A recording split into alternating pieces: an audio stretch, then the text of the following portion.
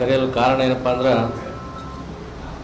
ನಮ್ಮ ಸಮಾಜದ ಕೆಲವು ಹಿರಿಯರು ಅವರು ನಮ್ಮವರೇ, ಪಕ್ಷ ಬೇರೆ ಇದೆ, ಹಾಗಾಗಿ ಕೆಲವು ವಿಷಯಗಳನ್ನು ಅವರು ಪ್ರಸ್ತಾವ ಮಾಡಿದ್ದಾರೆ. ಅದಕ್ಕೆ ಅವರಿಗೆ ಸರಿಯಾದ ಮಾಹಿತಿಯ ಕೊರತೆ ಇದೆ. ಅವ್ರ ಮಾಹಿತಿಯನ್ನು ತಿಳ್ಕೊಳ್ಳಿ ನಮ್ಮ ಮುಖಾಂತರ ಅಂತೇಳಿ ತಮ್ಮ ಮುಖಾಂತರ ಅವರಿಗೆ ಮನವಿ ಮಾಡ್ತಾಯಿದ್ದೀನಿ. ಈಗ ನಾವು ನಿನ್ನೆ ಒಂದು ವಿಡಿಯೋ ನೋಡ್ತಾ ಇದ್ದೆ. ನಾನು ನಮ್ಮ ಮಾಜಿ ಜಿಲ್ಲಾ ಪಂಚಾಯತಿ ಅಧ್ಯಕ್ಷರಾದಂಥ ಅರ್ಜುನ್ ರಾಠೋಡ್ ಅವರು ಹಾಗೂ ಇನ್ನೊಬ್ಬರ ಮುಖಂಡರು ಬಿ ಲಮಾಣಿ ಅಂತೇಳಿ ಒಂದು ಪತ್ರಿಕಾಗೋಷ್ಠಿ ಮುಖಾಂತರ ಸಮಾಜ ನಾವು ಹೇಳಿದ್ದೇ ಕೇಳ್ತದೆ, ಸಮಾಜ ನಾವೇನು ಹೇಳ್ತೀವಿ ಅದನ್ನೇ ಫೈನಲ್ ಮಾಡ್ತೇವೆ ಅನ್ನೋದು ಅವರ ಮೂರ್ಖತನದ ಮಾತುಗಳಂತ ಹೇಳಿ ನಾನು ಭಾವಿಸ್ತೀನಿ. ಇಲ್ಲಿವರೆಗೆ ಕಾಂಗ್ರೆಸ್ ಸರ್ಕಾರದಿಂದ ಅವರಿಗೆ ಬಹುಶಃ ಅವರು ನೆನಪಾಗಿದ್ದಾರೆ. ಕಾಂಗ್ರೆಸ್ ಪಕ್ಷದಲ್ಲಿ ಅರ್ಜುನ್ ರಾಠೋಡ್ ಆಮೇಲೆ ಬಿ ಲಮಾಣಿ ಅವರು ಒಂದು 7-8 ಜನ ಇದ್ದಾರೆ ನಮ್ಮ ಸಮಾಜದ ಹಿರಿಯರು, ಕಾಂಗ್ರೆಸ್ ಪಕ್ಷದಲ್ಲಿ ಇದ್ದಾರೆ ಅವರು. ಹಾಗಾಗಿ ಕಾಂಗ್ರೆಸ್ಸಿನ ಪರವಾಗಿ ಅವರು ಮಾತಾಡೋದು ಸಹಜ. ಆದರೆ ನಾನು ಅವರಿಗೆ ನೆನಪು ಮಾಡಿಕೊಡೋಕ್ಕೆ ಇಚ್ಛೆಪಡ್ತೀನಿ. 2009,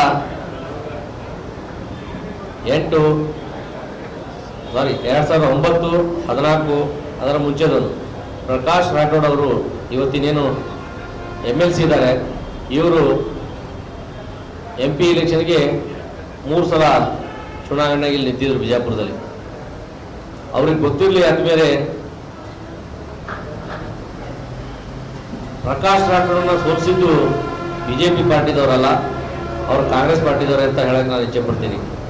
ಅದು ಎಲ್ಲ ಇಡೀ ಜಿಲ್ಲೆಯಲ್ಲಿ ಸಣ್ಣ ನಮ್ಮ ತಾಂಡಾದಲ್ಲಿ ಹೋಗಿ ನೀವು ಬೇಕಾದ್ರೆ ಸರ್ವೆ ಮಾಡ್ಕೊಂಡು ಬರ್ರಿ.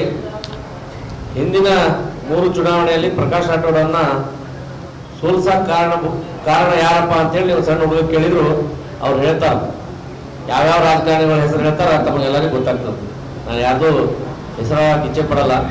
ಸೊ ಅವರು ಇನ್ನೂ ಭಾಳಷ್ಟು ಹಿಂದಿದ್ದಾರೆ, ಇನ್ನೂ ಯಾವ ಕಾಲದಲ್ಲಿದ್ದಾರೆ ಗೊತ್ತಿಲ್ಲ. ಇಂದಿರಾ ಗಾಂಧಿ, ಹೌದು ಇಂದಿರಾ ಗಾಂಧಿ ಕಾಲಿದ್ದಾಗ ನಾವೆಲ್ಲ ಕಾಂಗ್ರೆಸ್ಸೇ ಇದ್ದೀವಿ. ನಮ್ಮ ಸಮಾಜ ಬಹುತೇಕ ಕಾಂಗ್ರೆಸ್ ಸಪೋರ್ಟ್ ಮಾಡಿದ್ದು ನಿಜ. ಈ ಒಂದು ವಿಷಯಕ್ಕೆ ಸರಿ ಹೇಳಿದ್ದಾರೆ ಅವರು. ಬಟ್ ಅವ್ರು ಏನು ಹೇಳಿದ್ದಾರೆ, ಚುನಾವಣೆಯಲ್ಲಿ ನಾವು 100 ಸೀಟನ್ನು ಕೆಡೋಕ್ಕೆ ನಮ್ಮ ಸಮಾಜ ಕಾರಣ ಅಂತೇಳಿ. ಸಮಾಜ ಕಾರಣ ಅಲ್ಲ, ಕಾಂಗ್ರೆಸ್ ಸರ್ಕಾರದ ಸುಳ್ಳು ಗ್ಯಾರಂಟಿಗಳು ಮತ್ತು ನಮ್ಮ ಪಕ್ಷದಿಂದ ಕೆಲವು ನಿರ್ಧಾರಗಳು ಸರಿಯಾದ ಸಮಯದಲ್ಲಿ ಆಗಲಾರ್ದಕ್ಕೆ ನಾವು ಸೋತೇವೆ ಅಂತೇಳಿ ಅದಕ್ಕೆ ನಾವೆಲ್ಲರೂ ಇದರ ಹಿಂದೆನೂ ಸಹ ತಮಗೆ ತಿಳಿಸಿದ್ದೀವಿ. ಕಾರಣ ಏನಂದ್ರೆ ಒಳ ಮೀಸಲಾತಿ ಬಗ್ಗೆ ಅವರು ಮಾತಾಡಿದ್ದಾರೆ. ಒಳ ಮೀಸಲಾತಿಯಿಂದ ನಮ್ಮ ಸಮಾಜಕ್ಕೆ ಯಾವುದೇ ಅನ್ಯಾಯ ಆಗಿಲ್ಲ, ಇದು ಮೊದಲನೇದು. ಎರಡನೇದು ಏನಪ್ಪ ಅಂದ್ರೆ ಅವ್ರು ಏನು ಹೇಳಿದ್ದಾರೆ, ಒಳ ಮೀಸಲಾತಿ ಮಾಡಿದಾಗ ಯಾವ ಸರ್ಕಾರ ಈ ಸದಾಶಿವ ಆಯೋಗನ ರಚನೆ ಮಾಡಿತ್ತು ಅನ್ನೋದು ನಾನು ಅವ್ರಿಗೆ ಪ್ರಶ್ನೆ ಕೇಳ್ತೀನಿ. SM ಕೃಷ್ಣ ಮುಖ್ಯಮಂತ್ರಿ ಇದ್ದಾಗ ಈ ಸದಾಶಿವ ಆಯೋಗನ ರಚನೆ ಮಾಡಿ ಕೆಲಸ ಪ್ರಾರಂಭ ಮಾಡ್ಸಕ್ಕೆ ಹಚ್ಚಿದ್ದು ಅವರು, ಕಾಂಗ್ರೆಸ್ದವರು. ಅದನ್ನು ತಂದು BJP ಭಾರತೀಯ ಜನತಾ ಪಕ್ಷದ ಮೇಲೆ ಹಾಕುವಂಥ ಕೆಲಸ ಮಾಡ್ತಾರೆ.